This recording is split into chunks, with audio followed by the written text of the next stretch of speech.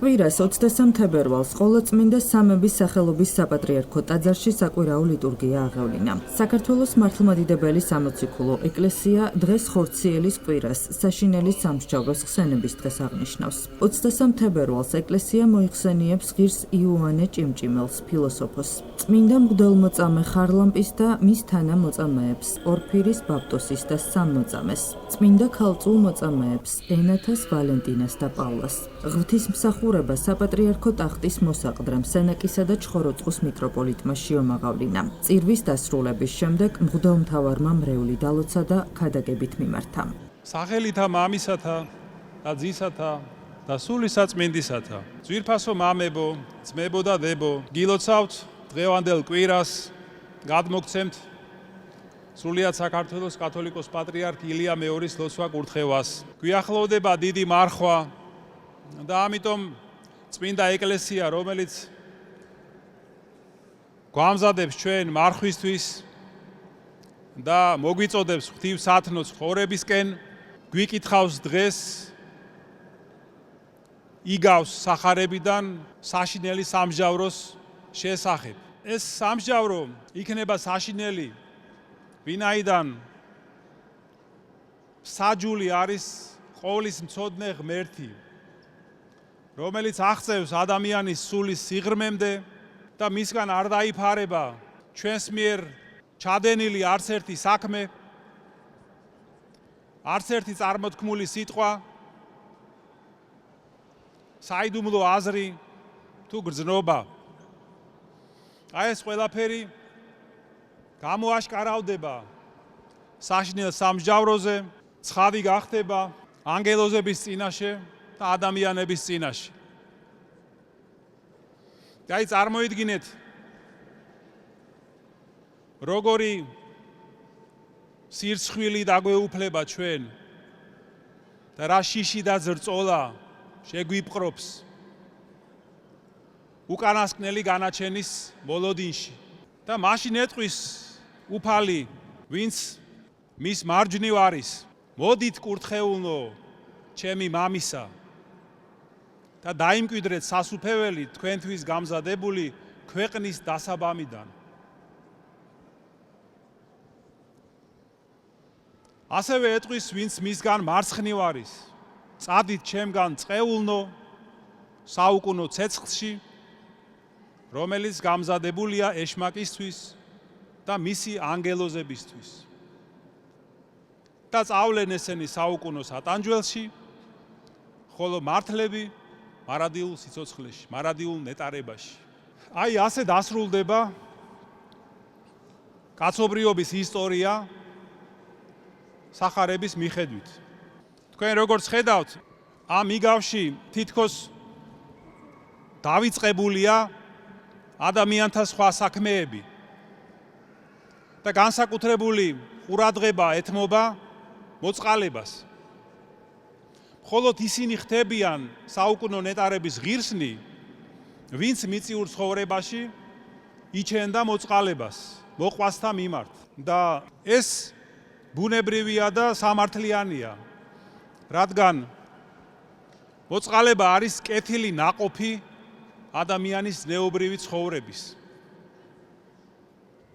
მოწყალება არის ნაყოფი იმ თავგანწირული სიყვარულის, რომელიც საფუძვლად უნდა ედოს ყოველი ქრისტიანის ცხოვრებას. ამიტომ არც ერთი სათნოება ისი არ ფასობს, როგორც მოწყალება. უფალი ხარობს, როდესაც ჩვენ გული შეგვტკივა გლახაკთა და ღარიბთა გასაჭირის გამო და როდესაც ჩვენ ვიჩენთ თანაგრძნობას, თანალმობას სხვათა უბედურების ჯამს და მწუხარების დროს.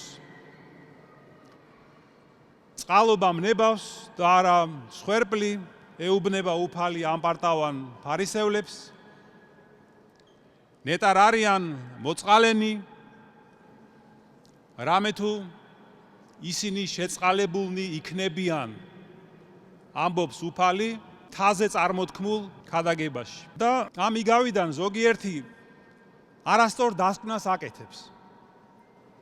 აი ვინაიდან აქ მარტო მოწყალებაზეა განსაკუთრებული ყურადღება გამახვილებული, ესე ფიქრობენ, რომ ქველმოქმედება და ამ იგავში ჩამოთვლილი საქმეები საკმარისია იმისთვის, რომ გავმართლდეთ საშინელ სამსჯავროზე.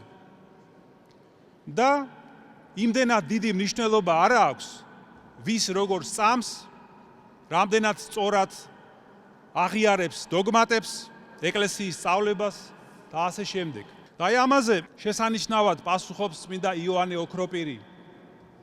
ის ამბობს, რომ როგორც რწმენა მკვდარია საქმეების გარეშე,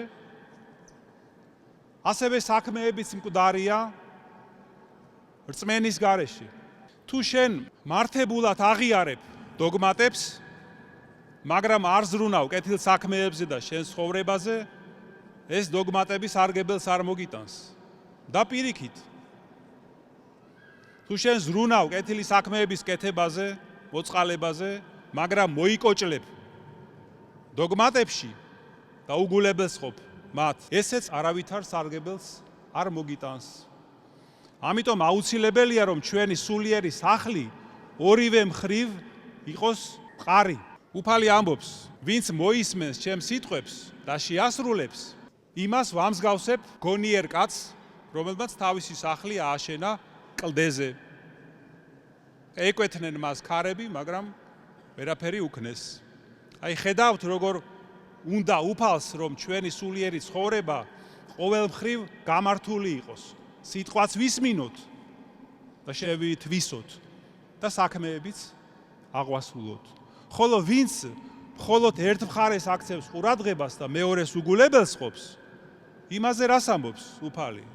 ვამსგავსო კაცსა უგუნურსა, რომელმაც თავისი სახლი ააშენა ქვიშაზე და ეკვეთა მას ქარიშხალი და მაშინვე წაიქცა. აი რა მნიშვნელობა აქვს ორივე მხრივ ჩვენ სულიერ ცხოვრებას და ღვთის ყოველივე სიტყვას და ეკლესიის სწავლებას, რომელიც ეფუძნება ღვთის სიტყვას, რომ უფალი ამბობს, რომ ვინც არ შეიწყნარებს ჩემს სიტყვებს, ყავს მას გამკითხველი.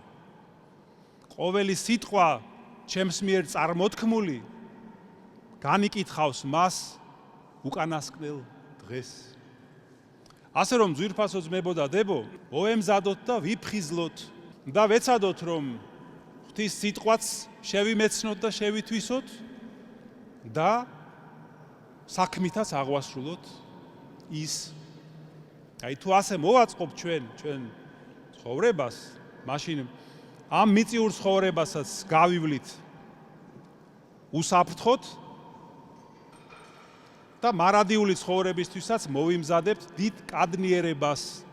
რისი ღირსიც გაგხადოს ჩვენ უფალმა ჩვენმა იესო ქრისტემ თვისითა, მადლითა და კაცთმოყვარევითა, რამე თუ მას მხოლოდ ჩვენის ყოველი დიდება, პატივი და თაყვანისცემა, თანა მამით და სული წმინდით ურთ, აწდა მარადის და უკუნითი უკუნისამდე.